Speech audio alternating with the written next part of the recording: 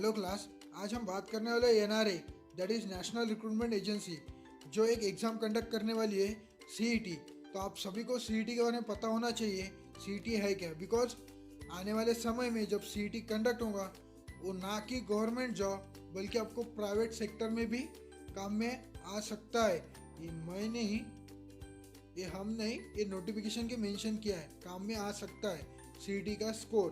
तो आज हम इसी के बारे में जानने वाले इस वीडियो में। सीईटी क्या है, तो सबसे पहले कौन कौन से गवर्नमेंट सेक्टर्स है, जैसे कि यूपीएससी, एमपीएससी, अगर स्टेट की प्रिपरेशन कर रहे हो तो MPSC, SSC, railways and bank. These are the sectors. अभी तक इस सेक्टर्स में गवर्नमेंट एग्जाम्स होने वाली है। तो बैंक के लिए आईबीपीएस एजेंसी है जो एग्ज़ाम्स कंडक्ट करवाती है। रेलवेज़ के लिए अलग एजेंसी है और एमपीएससी के लिए अलग अलग एजेंसी।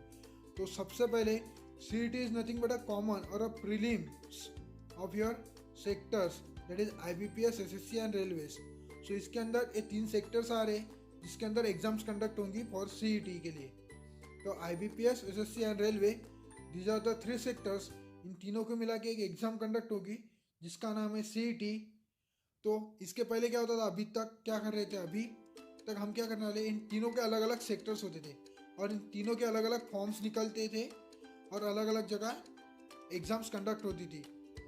जैसे कि हमें इन 3 पोस्ट के लिए, जैसे आईबीपीएस, एसएससी और रेलवेज की अगर वैकेंसी निकलती थी तो इसके लिए अलग अलग 3 जगह फॉर्म फिलअप करने, अलग अलग जगह प्रोसीजर अलग थी, डॉक्यूमेंटेशंस वगैरह अलग थे, अलग अलग सेंटर्स मिलते थे। किसी को नागपुर मिलता था, किसी को पूना, कई नासिक, कई और जगह, कई अकोला, ऐसे अलग अलग सेंटर्स मिलते थे।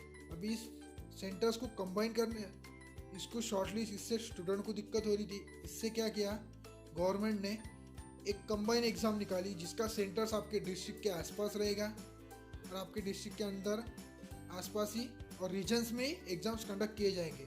जैसे कि अभी बात करते हैं सीईटी कितने स्टेप में होने वाले, कितने स्टेजेस में और कितने टाइप में होने वाले।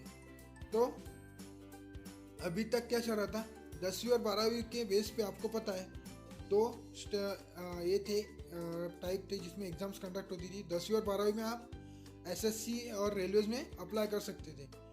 ये 2 ये थे ब्लॉक थे जहाँ पे आप एसएससी और रेलवेज में 10वीं और 12वीं के बेस पे आप अप्लाई कर सकते थे, जिसमें आपका ट्रैकमैन था, सीएचएसएल था और मल्टीटास्किंग ऑफिसर था। इन पोस्ट के लिए आप 10वीं 12वीं पे अप्लाई कर सकते। तो अभी के सीईटी में आपका 3 टाइप में एग्जाम्स होगा, जैसे ग्रेजुएशन लेवल, मैट्रिकुलेशन लेवल और higher secondary level. These are the 3 types of exams conducted for a CET under CET. तो ग्रेजुएशन पे क्या क्या होगा, कौन कौन से पोस्ट के लिए अप्लाई होगा, बैंक, एसएससी, जूनियर इंजीनियर और एसएससी सीजीएल और एनटीपीसी। इन पोस्ट के लिए आपको क्या चाहिए, ग्रेजुएशन लेवल चाहिए। 10th और 12th के बेस के लिए आप 10th और 12th के बेस पे भी सीईटी देके आप इस पोस्ट के लिए अप्लाई हो सकते हैं, जैसे प्यून, ट्रैकमैन, सीएचएसएल और मल्टीटास्किंग के लिए। सो 10वीं और 12वीं पास बच्चे भी सीईटी देके इस पोस्ट के लिए अप्लाई हो सकते हैं। और ग्रेजुएशन होने के बाद अभी बहुत सारे ग्रेजुएशन हो रहे हैं, ग्रेजुएशन लेवल के बच्चे, तो इनके अंदर आपको सीईटी कंडक्ट होगी। उसमें आप बैंकिंग, रेलवेज, जूनियर इंजीनियर और एसएससी सीजीएल के लिए अप्लाई कर सकते हैं। तो अभी इसके लिए सिलेबस, गवर्नमेंट ने अभी तक सिलेबस इसका डिक्लेयर किया नहीं है। सीईटी का सिलेबस क्या होगा, एक गेसिंग और एक पॉसिबिलिटी के साथ सोच रहे हैं कि एसएससी का सिलेबस अलग था, आईबीपीएस का अलग था और रेलवेज का अलग था। इन तीनों के मिला के एक कंबाइंड सिलेबस सेट होगा, क्योंकि एसएससी के प्रीलिम्स और रेलवेज के प्रीलिम्स में जनरल अवेयरनेस पूछा जाता था और आईबीपीएस के अंदर जनरल अवेयरनेस प्रीलिम्स से पूछा नहीं जाता था। तो ऐसा मान के चल रहे इन तीनों को मिला के एक कंबाइंड सिलेबस बनेगा जो आपका सीईटी के लिए रहेगा। तो एग्जाम सीईटी का एग्जाम स्कोर क्या रहेगा, इसके बेस पे आपका स्कोर 3 साल तक वैलिड रहेगा। जैसे कि अभी आपका स्कोर मान के चलो 80 है, बाद में 80, 40, 20, 60 ऐसा है आपका। इसमें जो हाईएस्ट स्कोर रहेगा वो वैलिड रहेगा कितने साल के लिए, 3 साल के लिए। सो नंबर ऑफ अटेम्प्ट्स, इसमें लिमिट्स कोई भी नहीं है। आपका एज क्राइटेरिया जो रहता है, तब तक आप कब तक अनलिमिटेड अटेम्प्ट्स कर सकते हो। नंबर ऑफ अटेम्प्ट्स, आपका जो रिजर्वेशन का क्राइटेरिया रहता है एससी वीजीएनटी के लिए, वो सेम रहेगा, दैट इज एज रिलैक्सेशन वैसे ही रहने वाला है, बट आपके नंबर ऑफ अटेम्प्ट्स कम होने वाले नहीं है। तो इसमें लिमिट्स नहीं है। Best scores valid for 3 years। Means आपका जो हाईएस्ट स्कोर रहेगा वो वैलिड रहेगा कितने साल तक, 3 साल तक। आप उस स्कोर के बेस पे अप्लाई कर सकते हैं आगे भी और 3 साल तक। तो सीईटी होने के बाद, सीईटी के आपकी प्रीलिम्स एग्जाम है जो 3 सेक्टर को कंबाइन बना के किया जाएगा, आईबीपीएस, एसएससी एंड रेलवेज के लिए। तो इन तीनों सेक्टर के लिए एक कंबाइन एग्जाम हुआ, दैट इज सीईटी। तो ये प्रीलिम फेज हो चुका है, अभी मेंस एग्जाम। इसके बाद क्या है, इसके बाद के फर्दर एग्जाम जो रहेगी मेंस, जो आपके अलग अलग सेक्टर जैसे आईबीपीएस, एसएससी और रेलवेज, ये डिफरेंट सेक्टर उसकी एजेंसी, डिफरेंट एजेंसीज कंडक्ट करने वाली है। तो ये तीनों सेक्टर की मेंस की आगे की प्रोसीजर आज इट इज़ अभी तक जो चल रही है वही रहने वाली है। बैंक के लिए आईबीपीएस कंडक्ट करेगा, एसएससी के लिए अलग सेक्टर और अलग एजेंसी रहेगी, और एसएससी और रेलवेज के लिए जो आपकी मेंस लेवल की exam based on your score आप शॉर्टलिस्ट होते हो तो मेंस के लिए क्वालिफाई, आपको कॉल लेटर आएगा, उसके अकॉर्डिंग आपका शेड्यूल हो जाएगा और आपके अलॉटमेंट्स रहेंगे मेंस एग्जाम्स के और all that. All things will be same as if you crack CET, then all the remaining procedure is same.